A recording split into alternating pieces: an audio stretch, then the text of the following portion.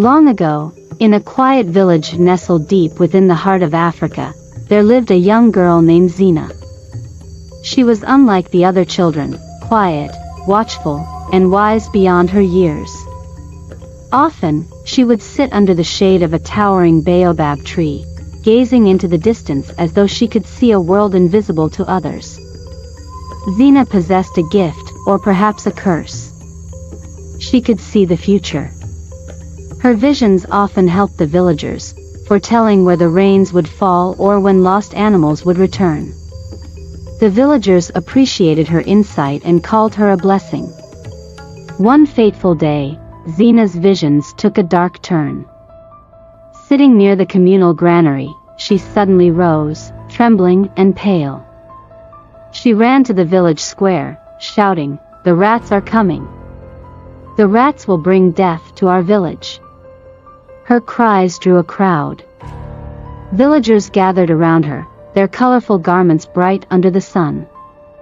The elder, a wise but stern man named Mbali, stepped forward and asked, "What are you saying, child?" Zina, tears streaking her face, explained, "I see them, swarms of rats devouring our grain, biting our children. They will bring sickness, and many will die." The villagers whispered among themselves. Some dismissed her warning as childish nonsense. Others felt a chill of unease but said nothing. Mbali silenced the crowd. "Zina's words are grave, but we cannot act on fear alone. Let us wait and see." Weeks passed, and nothing happened. No rats appeared, and life in the village continued as normal. But Zina's warning lingered, casting a shadow over the village. The unease turned into anger. "She's trying to frighten us," said one man. "Her words bring bad luck," another woman murmured. The villagers began to avoid Zina. Children stopped playing with her, and her parents, caught between guilt and the growing resentment of their neighbors, withdrew from her as well. Then, one moonlit night, the sound of scratching filled the air. Zina woke and peered outside her hut. There they were, hundreds of rats, swarming through the village like a dark tide. They gnawed at the granaries, tore through the crops, and invaded homes. Panic erupted as people screamed, trying to drive the creatures away. Soon, illness swept through the village. The rats had brought a terrible sickness, just as Zina had foretold. Fear consumed the villagers, and they turned their anger toward her. "You cursed us," they shouted. "It's your fault the rats came." The elder Mbali, desperate to restore order, declared, "We must banish her. Her visions have brought ruin upon us." At dawn, Zina stood at the edge of the village, her face streaked with tears and dust.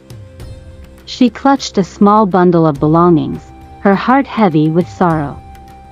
The villagers, their faces hard and unforgiving, watched as she walked into the wilderness. For days, Zina wandered the savannah, alone and hungry.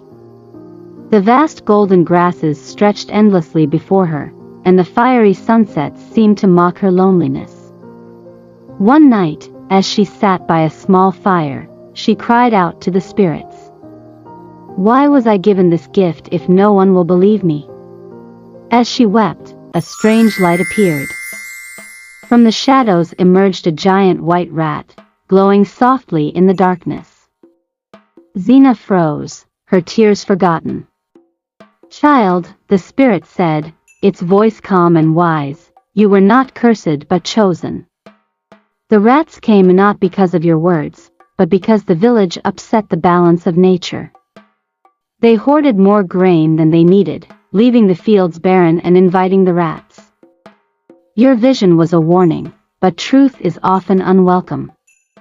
The spirit taught Zina about a special plant with a scent that repelled rats. With this knowledge, Zina felt a renewed sense of purpose. She returned to the village, walking confidently through its gates. The villagers, gaunt and sickly, stared at her in shock.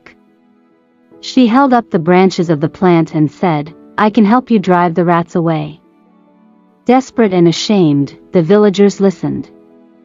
They scattered the plants around their homes and granaries. Slowly, the rats began to leave, vanishing into the fields beyond. As the sickness faded, the villagers began to heal, both in body and spirit. Though the village was saved, Zina did not stay. She knew her place was elsewhere, helping others with her gift. She walked away at sunrise, her silhouette small but resolute against the horizon. The villagers watched her go, some bowing their heads in gratitude. From that day forward, Zina's name was remembered not as a curse, but as a symbol of truth and resilience. The villagers learned to respect the balance of nature and to heed even the hardest truths, for they understood now that wisdom often came from the most unlikely voices.